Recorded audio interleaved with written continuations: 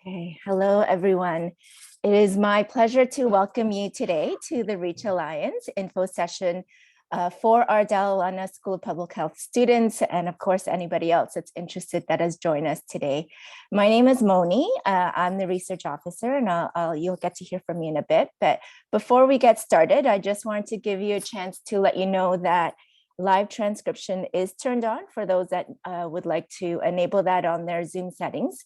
And two, you can ask questions in the Q&A, and we'll have Marin's been really great at answering those along the way, as well as having a dedicated time at the end with Tolu and Olivia as well that will be participating in the Q&A, so you can ask your questions live.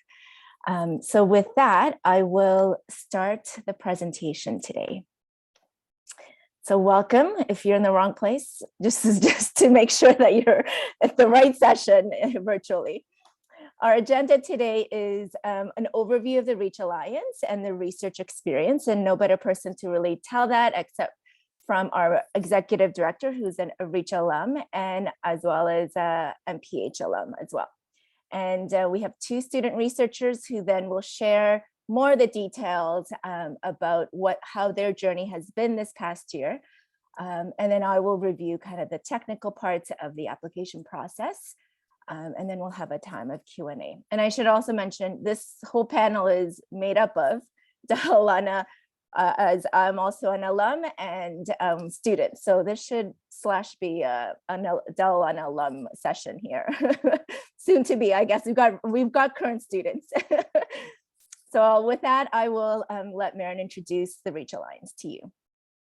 Amazing. Thank you so much, Moni, and thanks for joining us if you're on the line now, and also to those that will watch the recording after the fact. As Moni said, it's so nice to be able to come back and to share with the DLSPH community some of these exciting opportunities that we have available, such as through the Reach Alliance. And certainly I participated in Reach while I was a student at Dalla, and it was yeah, I mean, obviously quite transformative, as I am here now several years later, still engaged in the initiative. So thanks so much, Moni. Next slide, please.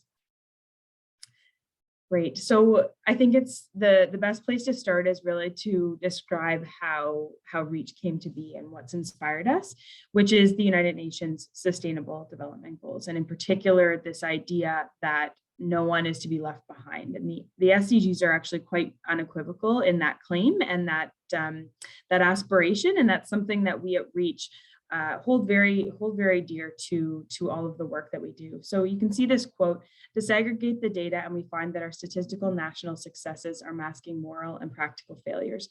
People are left behind simply because they live in rural communities, urban slums, conflict zones, as part of Indigenous groups, or people with disabilities, or simply because they are girls. So this is really at the core of what it is that we do at Reach. We look to identify programs that are effectively reaching these populations and others that are being left behind. So Reach started in 2015 at the University of Toronto, and we are a partnership run in partnership with the MasterCard Centre for Inclusive Growth, and you can find out more information about the MasterCard Centre through this link.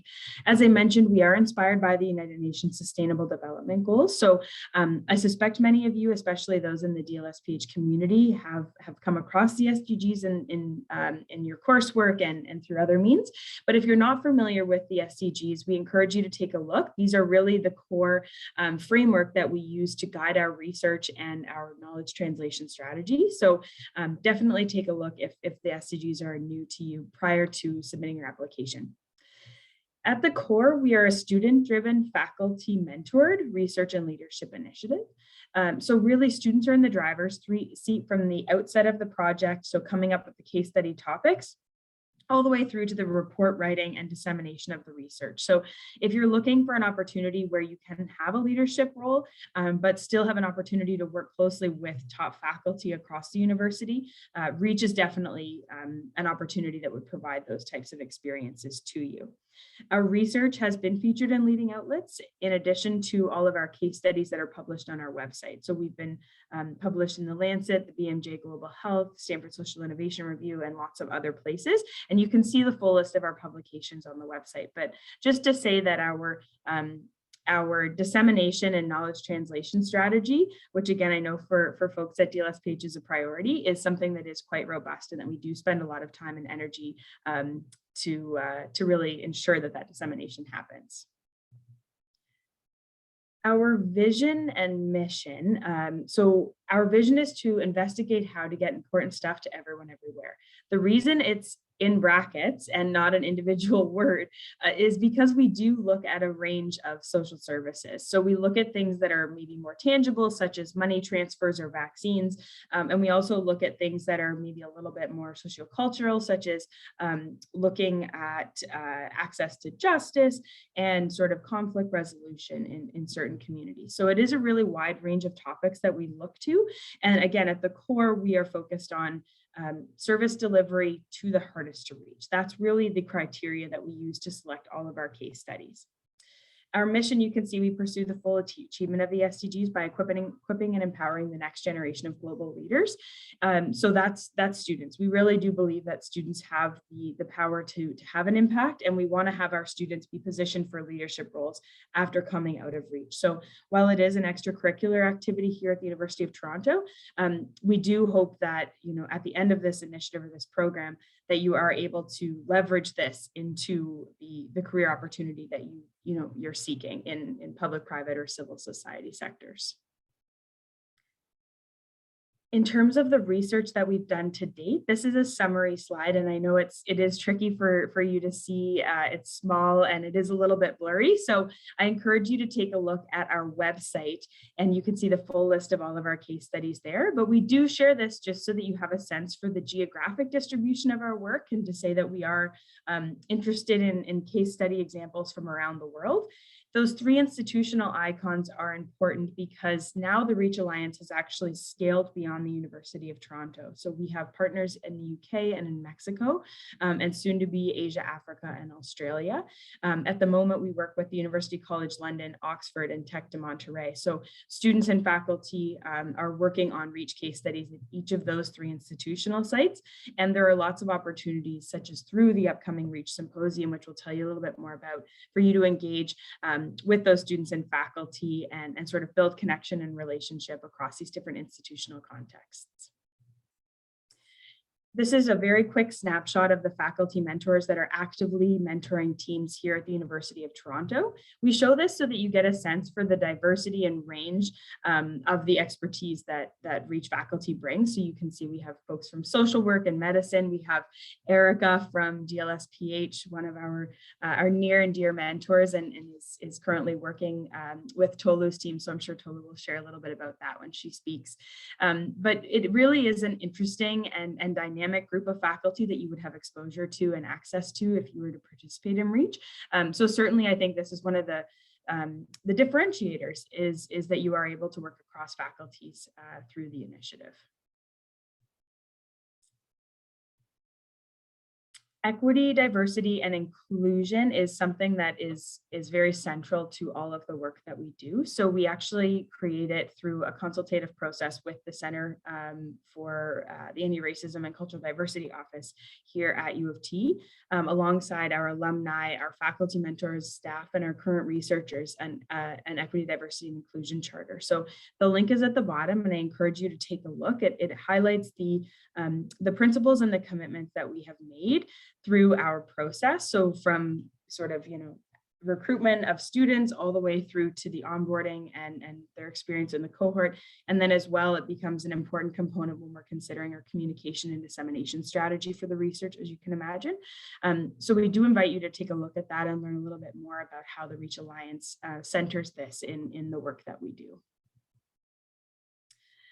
Now, I won't speak too much to this slide because I know that Olivia and Tolu will share more in their reflections, but we just wanted to provide a high-level overview of the initiative, which really is a 12 to 16 month research cycle from recruitment through to publication of your case study report. Of course, this varies slightly.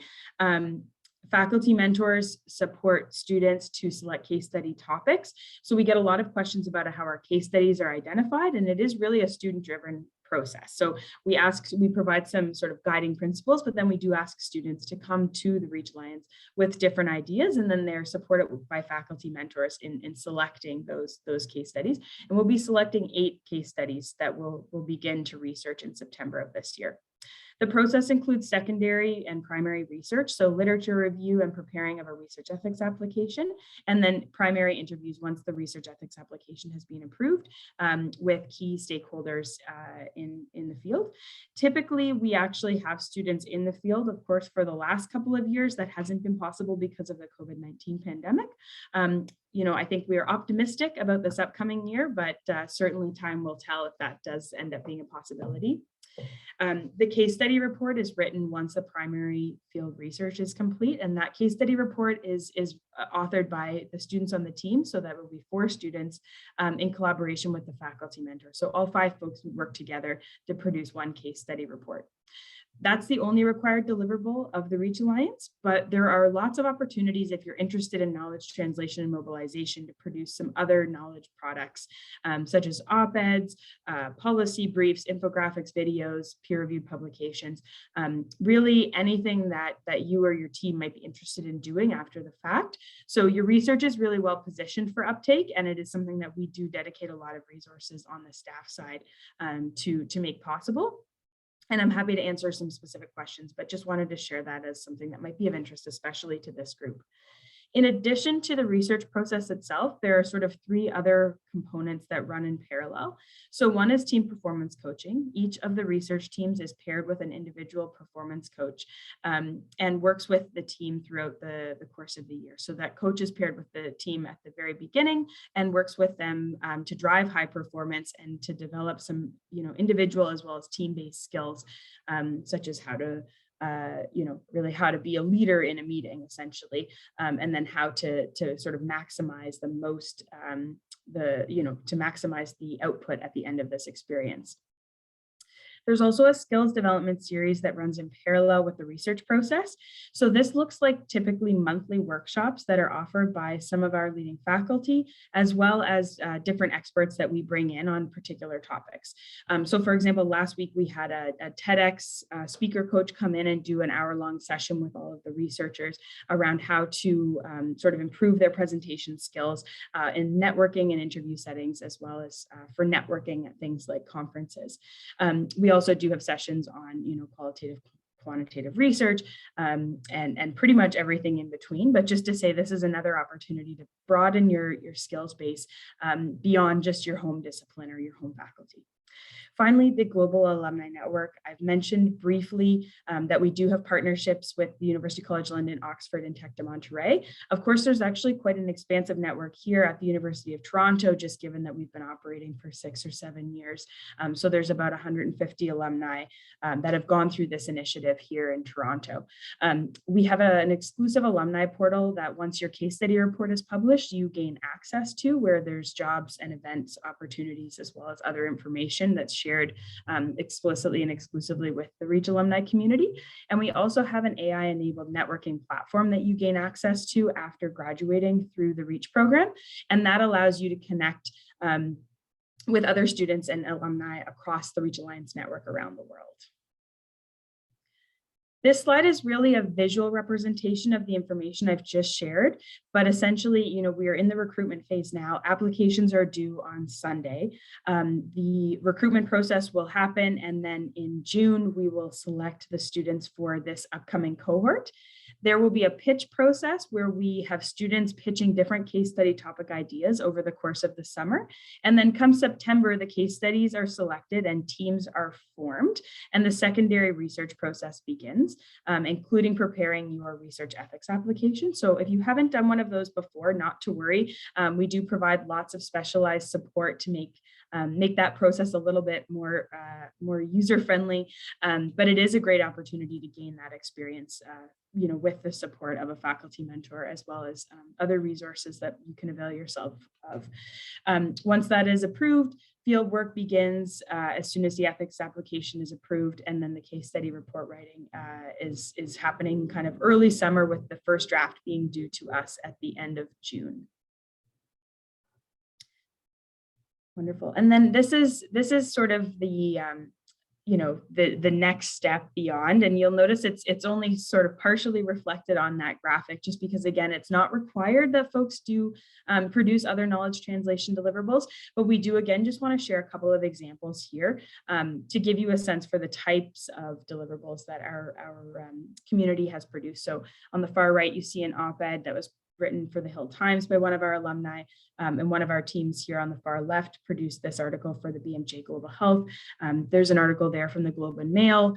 The Women's Economic Empowerment in Jalisco, Mexico is actually a case study that Professor De Ruggiero mentored, and is one of our top case studies. So encourage you to take a look at that if you're interested in gender and how Reach has sort of tackled that topic area in Jalisco. So just to note that there are lots of different ways in which you can share the information, even beyond the case study that you would produce through the experience. And then finally, we do have our annual Reach Symposium. It's kind of great timing for all of you, actually, because it's coming up on Thursday and Friday of this week from 9 a.m. to 12 p.m. And it's going to be a virtual event. You can see the event invitation video here, as well as the event page and registration link below as well. We have the Mayor of Freetown as one of our keynote speakers. So she's going to be the keynote on day one. There's about 25 speakers that will be joining us, and you can see them all listed on the webpage. But I can assure you that this is going to be a really interesting opportunity for you to hear from different leaders across sectors that are all tackling the Sustainable Development Goals or addressing the Sustainable Development Goals from their respective disciplinary perspective. And there will be Reach research woven throughout the agenda on both days. So it's another opportunity for you to learn a little bit more about the practical application of the work that you would do if you were part of the student cohort. So again, I encourage you to take a look at the event page and to register for this week's symposium. I believe, Moni, that is all from me. And is it Olivia that's going to be, oh, Tolu. Perfect. I had a 50-50 chance. Tolu, it's such a pleasure to be able to introduce you. As Moni mentioned, obviously, it's so nice to see a fellow DLSPHer on this presentation with us. And yeah, we're just thrilled that you were able to make the time. And thank you so much in advance for sharing your perspective on the experience that you've had to date. Thank you so much, Marion. Next slide, please. You can skip this slide. Can you hear me? Can anyone hear me well? Yes, okay, great. So just a little bit about me. I'm currently a third year at IHPME, that's the Institute of Health Policy Management and Evaluation. That's always such a mouthful. And I wanted to share my background to situate myself so you can begin to understand why I would apply for Reach. And my background is actually in control of infectious diseases, and I worked in biomedical research for about a year before I realized it didn't provide the connection to populations that I desired. And high-tech biomedical research is important, it's needed, but that's not what I wanted to do. So I gradually moved into the world of public and population health, where I discovered Sustainable Development Goal number 3. And quick pop quiz, let's see, what is the SDG 3? Of course, it's global health and well-being. The idea that everybody, all people everywhere should be able to pursue healthy lives. And that is inextricably linked to what Marion spoke about earlier, right? So from the bench, I started to move into field research, working on dengue, and transitioned into global health by working on HIV programs, and finally maternal, newborn, and child health over a while, for about 7 years actually, before landing at IHPME. So you might be thinking, you seem to have quite a bit of experience, Tolu, why Reach? And Moni, sir, I think I have animations in this slide, which I always try to take out in group presentations, but I'm so used to them. So you might be thinking, why Reach? So I find that, the PhD experience, at least for me in my first 6 months, was quite limited in terms of research paradigms and also with your connections. And having worked across different countries, because my experience took me across a lot of countries and working in teams, I wanted to connect outside my faculty and I wanted to do research outside my primary area of interest. And also from my experience, pitching is really important in health innovations. Many donors in global health desire candidates who are able to pitch and provide a business case for new innovations. And that's exactly what I'm doing and what I'm getting to do with Reach. Next slide, please. So my team, Team Mexico, this year is studying small family businesses with students from ITESO University in Mexico. And our research is situated in Tequila, Mexico, known for tequila. And we wanted to understand what aspects of family businesses make them thrive amid the backdrop of the very large tequila industry. And these images are just some of the products from the businesses we're studying, such as honey and mesquite. And from an interdisciplinary lens, if I replace, Mini, can just next, please. If I rephrase our question to, what are the enablers and barriers facing artisanal businesses in tequila? Hopefully, from a public health perspective, it starts to look a little bit more familiar. Think about what are the barriers and enablers facing COVID-19 vaccinations in Toronto, for example. That was something that came up. And going back to the Sustainable Development Goals, in thinking about people being able to lead healthy lives, guess what? There is SDG 8, which looks at work and healthy living. And this is inextricably linked to your health, your ability to earn a livelihood. Now, I intentionally chose a topic that was not, that was non-health directly, but I wanted to emphasize that in addition to case studies in engineering, law, there are many health-related interdisciplinary projects at Reach this year, including, I know there's Operation Remote Immunity, which looks at vaccinations to Indigenous communities. There's Voice Posts, which looks at behavior change with bicycles in South Sudan, and many more, which you can find on the website. Next slide, please.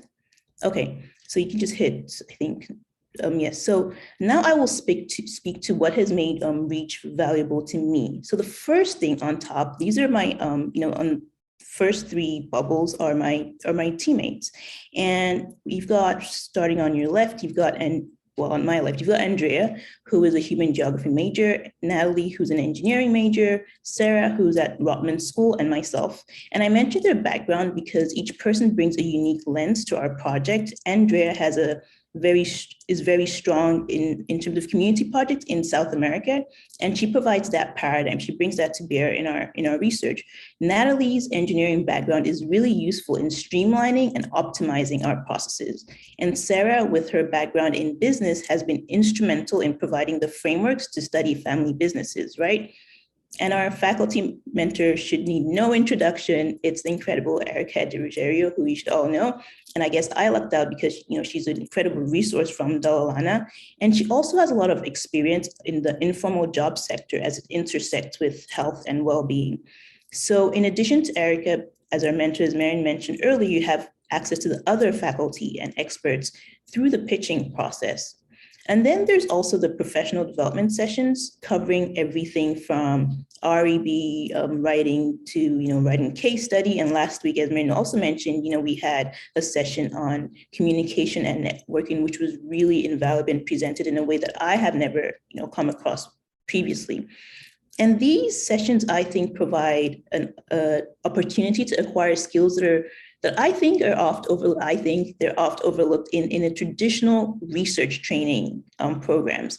And finally, on the bottom right is Jason Seeley, who is our performance coach. So in addition to having a faculty mentor, each team also has a performance coach who provides the tools that are necessary to optimize teamwork. So he sits in on some of our calls to observe, and he provides feedbacks. He has one-on-one sessions and provides us with tools to really work effectively. And honestly, for me, this has been a game changer because I don't know about you guys, but teamwork can be a hit or miss.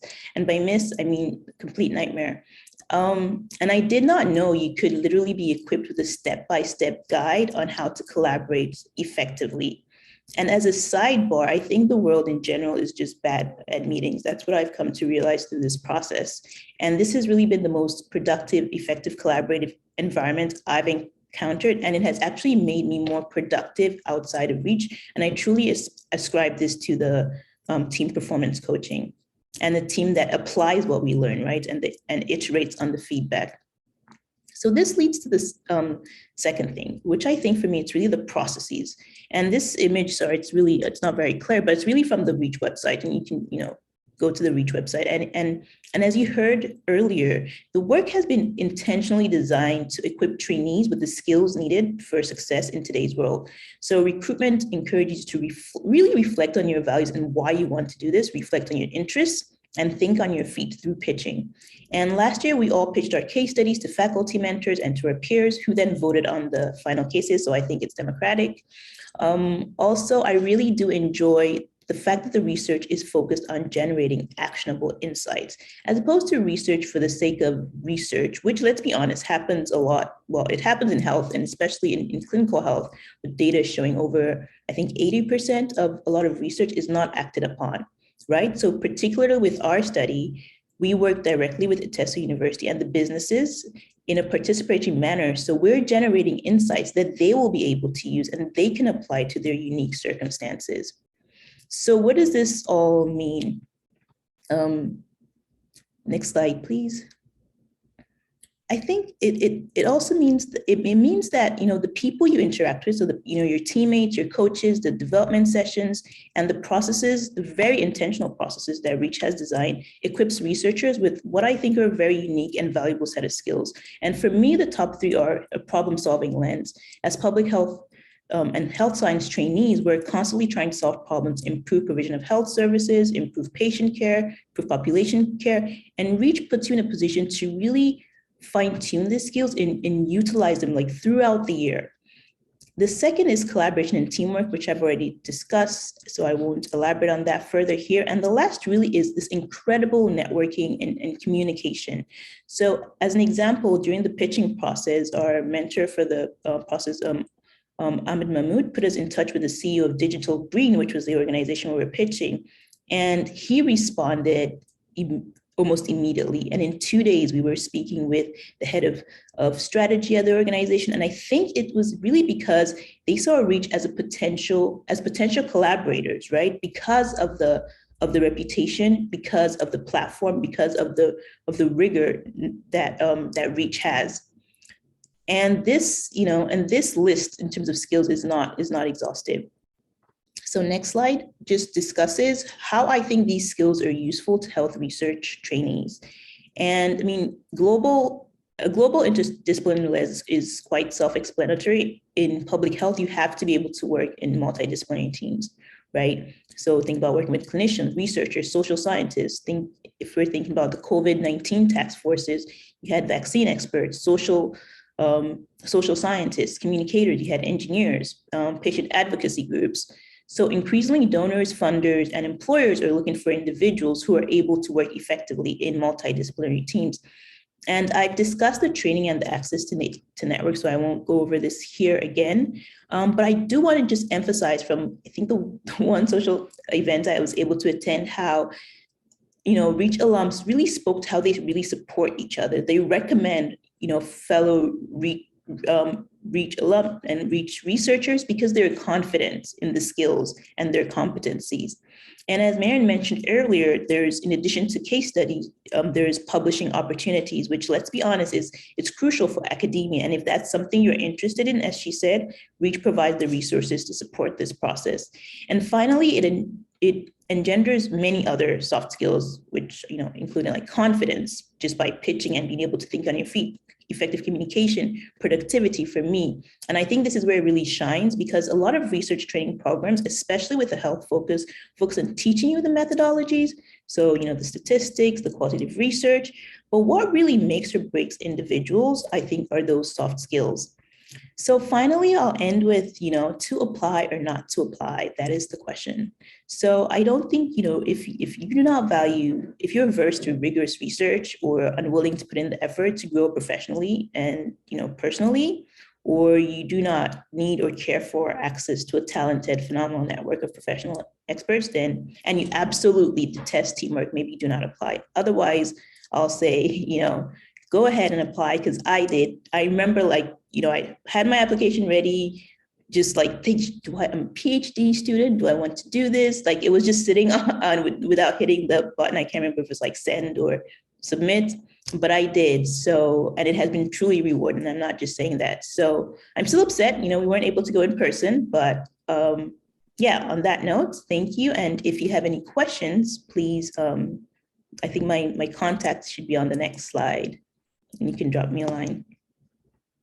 Thank you so much, Tolu. To apply or not to apply, that is the question that we will leave with everyone. And to our next presenter will be Olivia Coleman, who is soon to be graduate. Oh, thank you, Moni.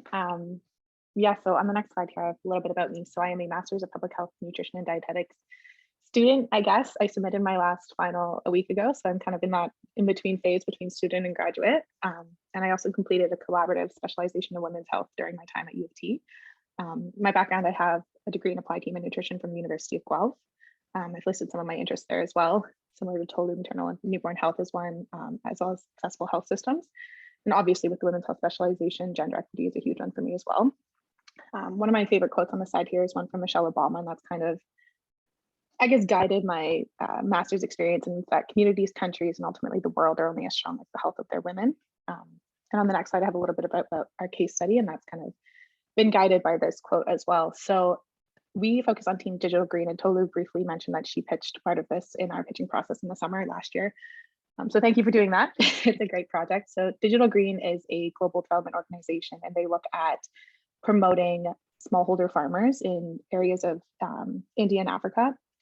And they use information communication technology and grassroots level partnerships to do that. But among this group of smallholder farmers, there's a group that's even harder to reach, and that's women smallholder farmers. And there's a variety of social, political, and cultural factors that make them harder to reach. I won't go into it too much just because we do only have time, and I want to leave time for questions at the end for everyone. So our group kind of thought about this for quite a long time. It took us a couple of months to come up with our overarching research question, what we wanted to focus on. But we ultimately settled with how Digital Green promotes women inclusion and participation in the traditionally male-dominated sectors of agriculture. And I have the women's inclusion and participation part highlighted there because oftentimes we do see the term empowerment used when it's related to like women's initiatives. And our team kind of we made a conscious decision not to use empowerment when we were talking about our case study, just because that kind of it reiterates that narrative that power is something to be given. And we kind of wanted to take more of like a community-based approach to this and highlight the strengths of these communities and the capabilities that they already inherently have. So it is technically interchangeable, but that was just a conscious decision our team made moving forward. We've also got the SDGs related at the bottom there. So obviously SDG 5, gender equality, is one that we really wanted to highlight. On the next slide, I'll talk a little bit about my team more. You can just hit next too, Moni. There we go. So at the top, the first three there, Aisha, myself, and Zainab. So Aisha is a political science major. She is finishing up this year as well, and her minor is in environmental law and policy. I have myself, I already talked about, and then Zainab, who is a mechanical engineering major. She's doing a placement in Montreal right now, actually. At the bottom, we have our two faculty mentors, and they are both in the Department of Engineering. And then the last person, who is arguably one of the most important members of our team, is Nicole Jolly. So she is our coach and cultural strategist. And Tolu kind of briefly mentioned the performance coaching, and this has been critical for our team as well. So we've got so much support from Nicole, but also just looking at how we function as a team. And Nicole kind of doesn't really know too much about our case study. I don't know if she knows anything about it, actually, to be honest, but she's been a vital member of our team because she's taught us how to work together and how to communicate effectively, and how we can kind of take on different roles and support each other through this process. And it's been quite effective. And the skills that we've learned, I've actually taken into my coursework as well and into group projects, and it's made a huge difference in how we function as a team outside of Reach as well. So on the next slide, so we talked about the overall Reach process. Maren was kind enough to do that. So kind of the Reach experience from a researcher. So the research experience is also obviously invaluable. So I led the REB application for my team, and this is something I chose to do just because going into research is something that I consider doing in the future, and obviously REBs can be quite daunting. So having the opportunity to do that in a very supportive environment was a great experience to have. Obviously, the quality of interview skills that you gain in effective knowledge translation is also key for public health students. The performance coaching, I talked about that with Nicole. And one of the things that our team definitely identified with that coaching that was vital was the opportunity to learn how to give and receive feedback effectively in a way that's going to make it constructive. Obviously, no one likes hearing criticism, but the way that Nicole frames it and the performance coaches frame it is actually very helpful to hear it. And it's framed in a way that highlights your strengths without kind of necessarily like saying like, this is what you're doing wrong, more as like, this is an area of an improvement. The skills development workshops, those happen throughout the year, and they're led by different alumni and faculty mentors, as well as experts in the field. So they're on various topics. So we did storytelling, we did some on knowledge translation. We had one that really stuck out to me that I didn't think was going to be that interesting, but it was on map making. And that's honestly a really important tool. And I think a lot of the teams are going to be incorporating into their case studies at the end. The career offboarding series, this was led by Gloria Eid. She's a part of the performance coaching team similar to Nicole. And this one was optional, but I signed up for it. And it was called Crafting Your Career Story. And Gloria kind of helps you frame where your skills are and where you want to be and how you can kind of get to there. So how you can take the Reach experience and leverage that into getting to your final ultimate goal, whatever that may be. And she does workshops with everyone as a whole, but then she also sits down with you one-on-one to talk about your specific career journey and where you want to end up. And lastly, everyone's talked about this, but the networking and the connections, I think that's kind of one of the highlights of Reach, is having the opportunity to talk to so many people that have these unique backgrounds and these unique experiences, and learning kind of about different areas and avenues where you can leverage your skills and kind of do what you can to make a difference, I guess, in that global sector. So on the next slide. So specific to the MPH students, obviously we talked about the research skills. The multidisciplinary approach to problem solving is also huge. So everyone on my team has different backgrounds. I don't think anyone had any actual qualitative experience in, not necessarily like the agricultural sector, but any sector, I guess. And it's tools that we've gained, and having that approach to look at it from different lenses has been really critical. Also, obviously, the insights from people with years of experience in various different fields. Something that I've participated in during Reach experiences, reaching out to people and asking to meet for coffee. Hearing about people's stories firsthand is something that's been definitely a highlight of Reach for me. And then fourth on that list is the opportunity to contribute to meaningful work in new areas. So everyone's participating in things that I don't think anyone had worked in before. So it's really nice to have that opportunity to enter a different area. And lastly, the connections. We've all touched on this quite a few times, and I'll leave that with my final quote from Margaret J. Wheatley. So relationships are all there is. Everything in the universe only exists because it's in relationship to everything else, and nothing exists in isolation. And we have to stop pretending that we are individuals that can go it alone. And I think that we all definitely saw this with COVID and the lockdowns and the isolation, that we need people, and people is how the world operates. So I left my contact information there as well. If you have any other questions or there's anything I didn't mention, feel free to reach out. Thank you so much, Olivia.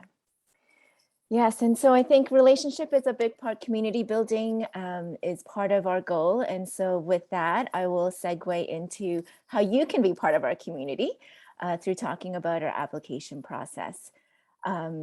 It's true that applications are due soon, but it's actually, there's sufficient enough time for you to apply, because our application process, as you'll learn, there isn't any request for references or anything. It can all be material and information that you can provide. So who can apply? And so as you saw on this panel, we have the diversity of students at different education levels, as well as different disciplines. And so really the only eligibility criteria we have at Reach to participate as a researcher is that you are a registered U of T student in the upcoming academic year. So you have to be registered for the full academic year as a U of T student. So we welcome any and all disciplines and at all education levels.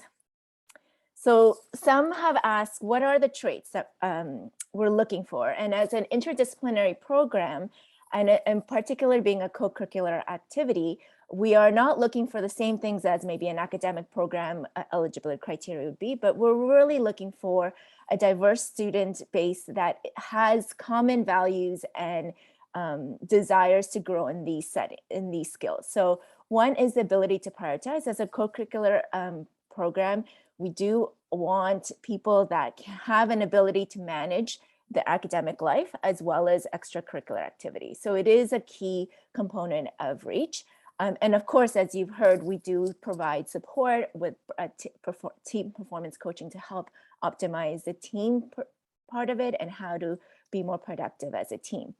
We're looking for global citizenship, people that are interested. And I think this is, as public health students, this is more common, people that really want to have an impact, and especially tackling some of the world's greatest pressing challenges today.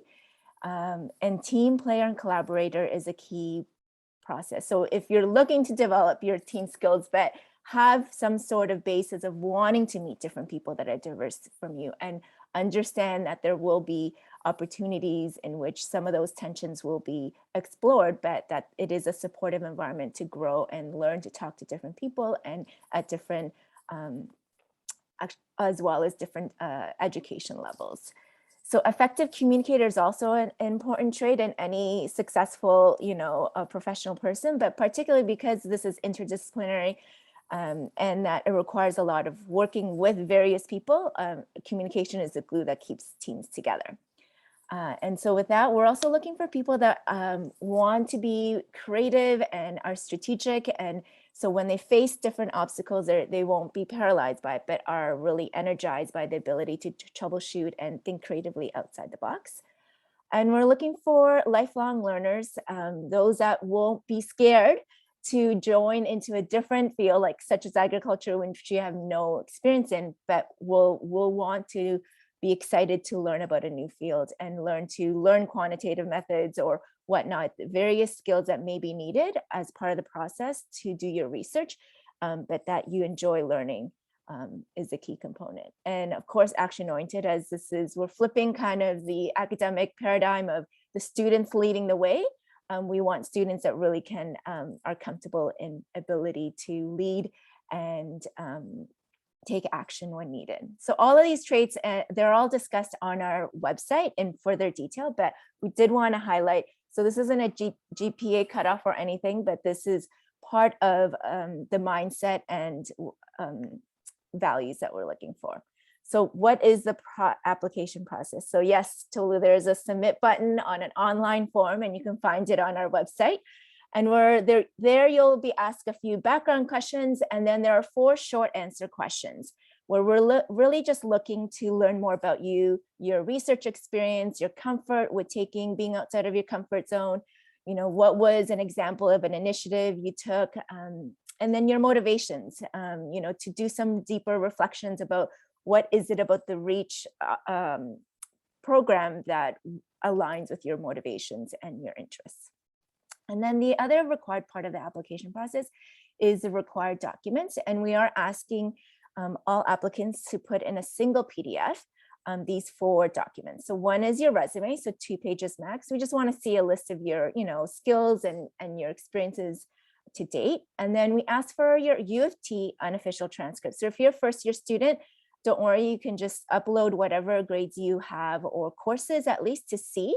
And then if there's not more than 4, then you can provide your previous education transcript as well to provide a greater context. And the third is special to Reach, and we ask for an annotated transcript, which is you can select 5 courses out of your transcript that best reflect who you are as a student and why. And so this is an opportunity, whether you want to tell what your values are, what your interests are, and how they align with the Reach Alliance, and the opportunity, or sometimes, there could be a story behind why, you took a course that seems really not aligned with your field, but out of interest, and this is how you dealt with it.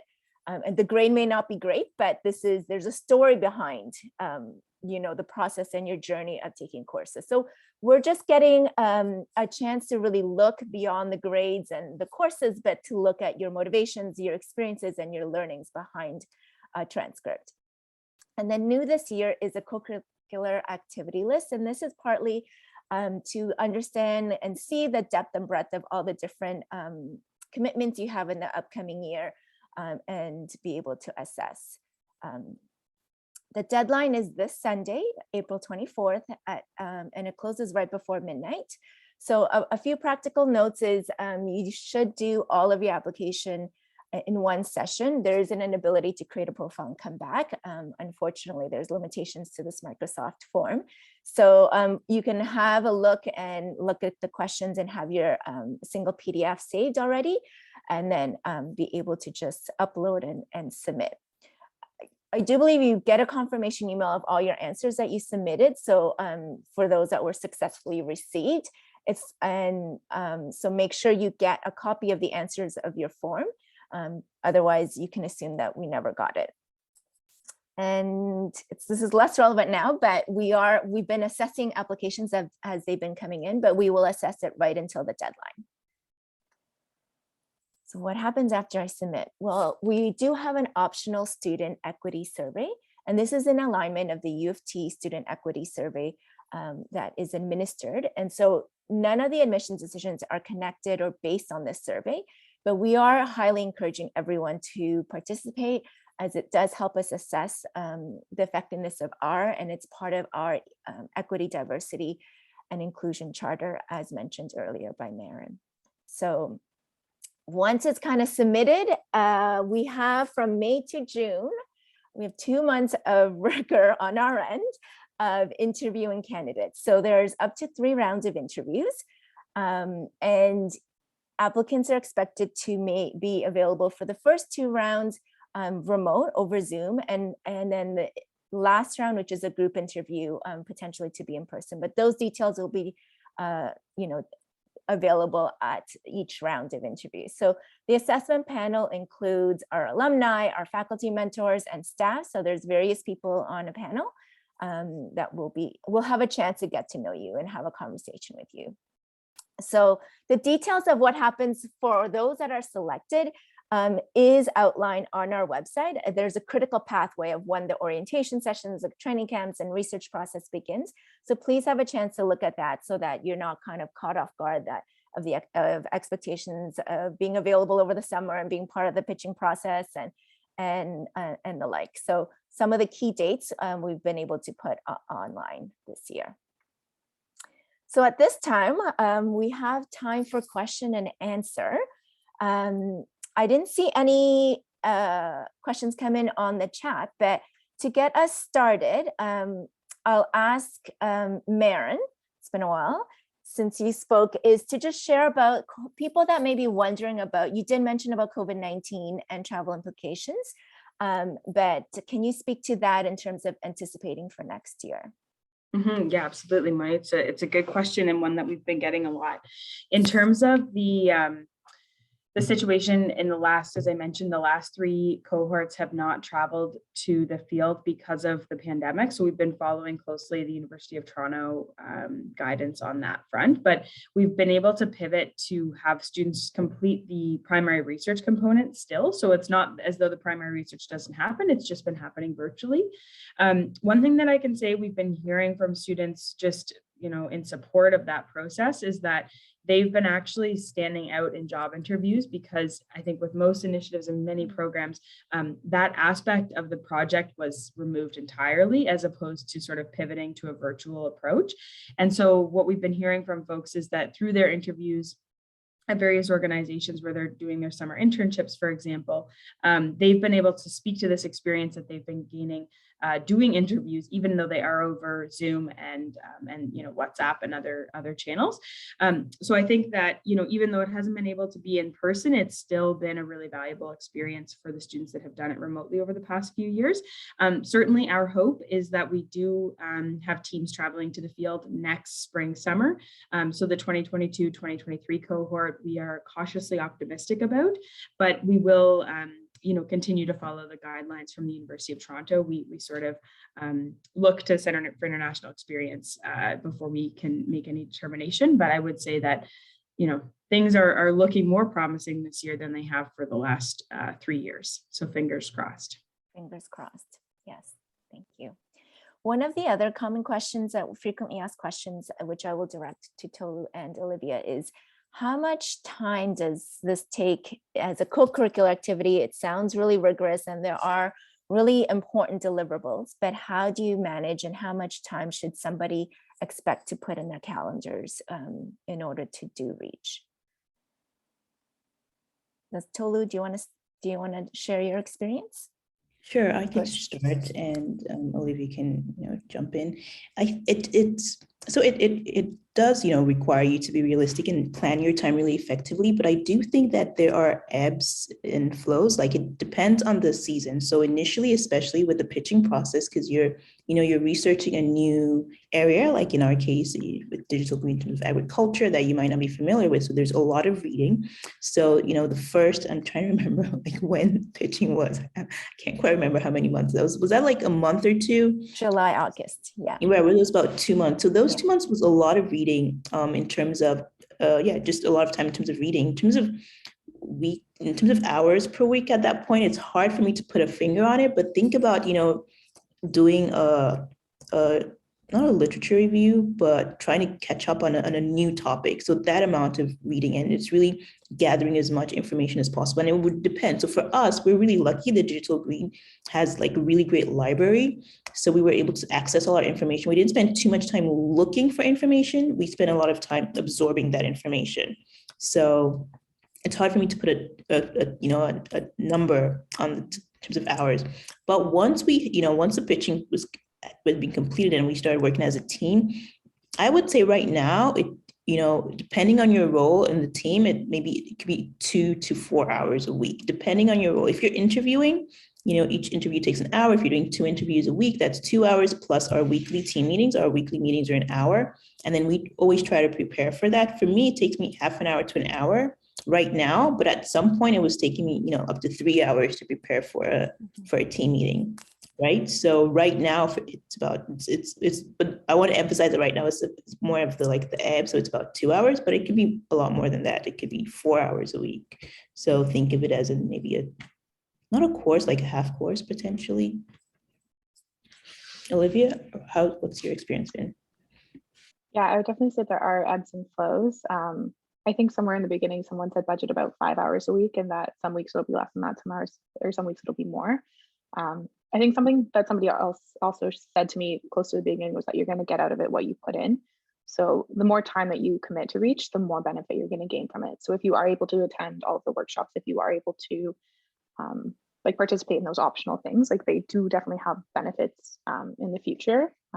Additionally, though, I think really lean on the supports that you do have. So our performance coach, Nicole, she was a really, really good resource for us. So we kind of were able to develop a meeting structure where we have an hour-long agenda and we kind of fill that in every week, and we have never run over time. We've never had any issues where things haven't been getting done. So definitely lean into the supports and the resources that you have, and it'll make you more productive and more efficient with your time. So yeah, but again, I would agree with that, but there's ebbs and flows. Some weeks you're going to be more towards the 10-hour side, and some weeks you're going to be 1 or 2. So just depends on what's going on and yeah, what supports you. Yes, definitely you get what you put in. And I think it depends. We have heard some students do feel like it is equivalent to a course, because you have to factor in the regular team meetings with the researchers, and then there's separate meetings with the faculty mentor, and then there's the coach meetings and all the different contact points, and then we have our workshops. And so when you kind of factor in all the hours of programming that is offered, I guess, it can be equivalent of, on average about 5 to 10 hours per week throughout a month. So it all depends on, so that's, I think, partly why we are looking for people that have the bandwidth, that have the ability, because we don't want to, there's a rigor to it, and there's so many different opportunities, and it does require people to have time on their calendar to be able to do it. It's not to say that you can't do other things, but as we have many people that are very, have achieved a lot and have been part of many groups, but there is a limitation of just human beings' bandwidth to do as much with time. So with that, I don't see any questions come in. I'll give it a last call if anyone has questions to ask here. But I wanted any other points that is missed, or last words from any of our panelists? Just a final reminder about the symposium that we have coming up. And so I'll just pop the link here in the chat. And we'd love to see you there if you are interested in Reach. I think it's just a really great opportunity to get a better sense and feel for the initiative itself. So really encourage you to join us for that. We have one question here. This is a good question to end on. What is your most memorable non-research related experience? Non-research related experience. Okay. So it could be workshops, socials. I don't know. I can share one for that. So I started my master's during COVID, so everything has been online for me. And I would say my most memorable experience was the first social we had. It was outside in a park. I think it was in like September, but it was like right when kind of like the restrictions are being lifted. And that was the first time I'd had any interaction with anyone from like my master's experience. And it was kind of like a groundbreaking thing for me, which it was something that used to be so normal, but it was really nice to connect with people and have conversations again. So I would say that's my most memorable non-research experience. How about you, Tolu? I think mine's also similar. It's just our first meeting. Like we started in COVID as well, so everything was online. Not our first in-person meeting, because sometimes we try to meet. I think there was a time. Was there a temporary? Sorry, there's construction going on. I don't know if you can hear it. I'm so sorry. We met at coffee shops, but the first time we were able to meet in someone's home recently, which is a couple of weeks ago, that was really nice, because I formed a really, I think I have a great team and formed friendship with my teammates. So that was really great. Yeah, no, that's great. And I think particularly for our Dalla students, they loved the ability to come in person and come to our workshops, because everyone in the faculty has been online during the pandemic. So I have really appreciated, yeah, for sure, Olivia and Tolu, seeing you in person on campus when we've offered our workshops, because I know, you didn't necessarily have to come in person, especially because your schooling has all been online. But I think that is one of the main things of being able to have an alternative community to the Dalla one is a great one, but I think an alternative community that you can have learning opportunities that are different and varied from your current faculty. So that's a great question. Thank you for your answers. And with that, I will close our session. And thank you so much, Olivia and Tolu, for sharing your experiences. I always learn so much about just deepening knowledge of what our research process, what are the benefits and how people are applying it so much in their professional lives, personal lives, and meeting the researchers and working so closely is the favorite part of our jobs. So thank you. And thank you to Maren for sharing your time in a busy week, where she's planning a symposium. So thank you so much to everyone that's joined. If you have further questions, I will send out a follow-up email with connection emails and links where you can be in touch. Thank you. Thanks, Moni. Thanks, Olivia. Thanks, Tolu.